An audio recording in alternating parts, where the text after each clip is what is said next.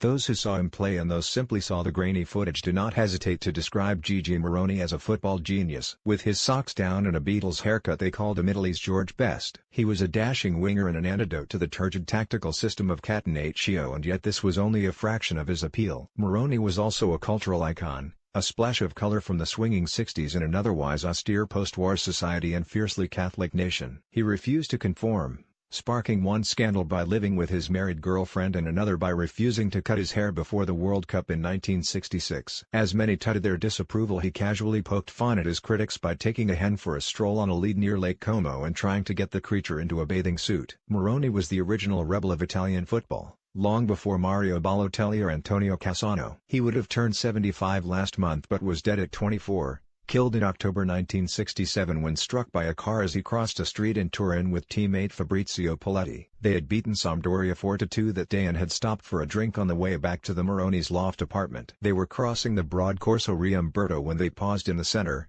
aware of a car moving quickly towards them on the second carriageway. They took a step back, into the path of a 124 Fiat Coupe. Meroni was sent flying through the air and was hit again by a vehicle traveling in the opposite direction and dragged along the road. He died later in hospital with both legs and his pelvis broken and injuries to his chest and head. The Fiat was driven by Attilio Romero, a teenage Torino fan who adored Meroni and lived only a few doors away. Romero's home was adorned with flags of his favorite team and posters of his hero. There was even said to be a picture of Meroni taped to the rear window of the car. More than 50 years have passed but the memory refuses to fade. "I can remember everything," says Romero. "I was near my house, on a large avenue, and I was going to overtake a car on my right. In the middle of the roadway there were two pedestrians crossing the road. When I am close, one of them takes a step backwards, takes the impact and is thrown onto the other side where he is hit by another car. I pull over and I stop. Then I realize the pedestrian lying on the asphalt is my idol. Then the sirens, the ambulances, the hospital, the surgery, and the death of Meroni in the night. His life was over and mine was a bit too." Only hours before, Romero had been cheering on Torino and fighting with another fan who dared to criticize Meroni.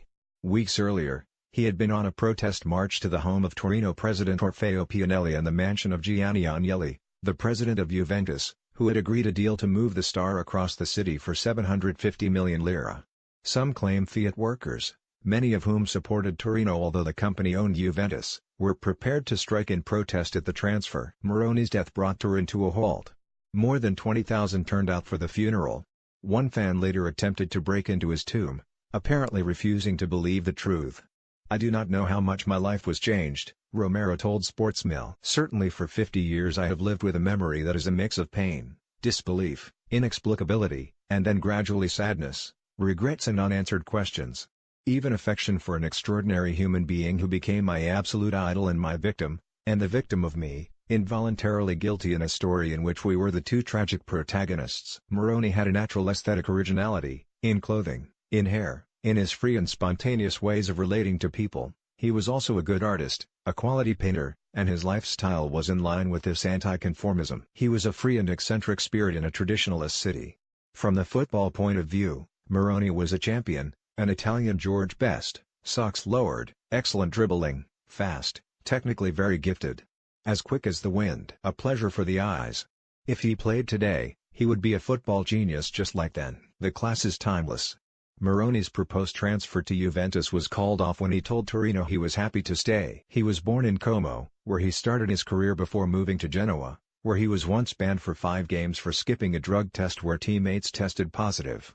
At the age of 21 he was sold to Torino, then coached by Nerio Rocco, who had led AC Milan to the European Cup and had vowed to restore the glories of the Grand Torino team lost in the Superga air disaster. His signing was proof of this ambition, but the closest they came was to finish third in 1965 and, 2 years later, Rocco was back at Milan. Meroni won only 6 caps for Italy, often attributed to a fractious relationship with manager Edmundo Fabri, a disciplinarian who frowned upon his outlandish behavior and seemed especially troubled by his hairstyle.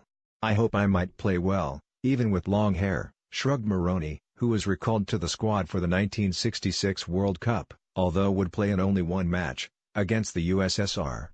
He avoided the humiliating defeat against North Korea at Middlesbrough but found he was scapegoated by some who decided he was a bad influence and blamed his refusal to get on with Fabri as a reason Italy did not have one of their best players in the team. At Torino, They called him the Farfalla Granata, the crimson butterfly, in reference to the deep red color of Torino's shirts. It became the title of the most famous book written about Meroni, written by Nando Dalla Chiesa, which was turned into a film 5 years ago. His legend has thrived. His image can often be seen and they sing his name at Torino, a club still unable to live up to or let go of the ghosts of its glorious past. The first fixture after his death was the derby against Juventus. Flowers were dropped into the stadium from an airplane and placed on the right wing. The crowd chanted Gigi's name and Torino won 4-0. 3 were scored by Nestor Combin, Meroni's close friend, who had been suffering a fever on the day before the game before making a miraculous recovery, and the 4th by the player wearing the number 7 shirt. Since 2007, there has been a monument in his honor at the spot where he was killed in Corso Riumberto. Romero, by a strange twist befitting a compelling tragedy, would go on to become president of Torino at the turn of the century until the club were declared bankrupt, in 2005. Now, at 69, he says, the anguish of 50 years ago has been gradually blurred by sadness and in a silent astonishment for a story that will never have an explanation. I don't believe a lot in destiny, rather in chance. But there are 2 clues to suggest the first hypothesis. The commander of the plane that crashed into Superga in 1949 with the Gran Torino team aboard was called Luigi Meroni. Also, my father told me, a few days before the accident he had a dream that I was driving my car when I hit an animal, a bull, which is the symbol of Torino Calcio. Here we enter the field of the inexplicable and then I stop.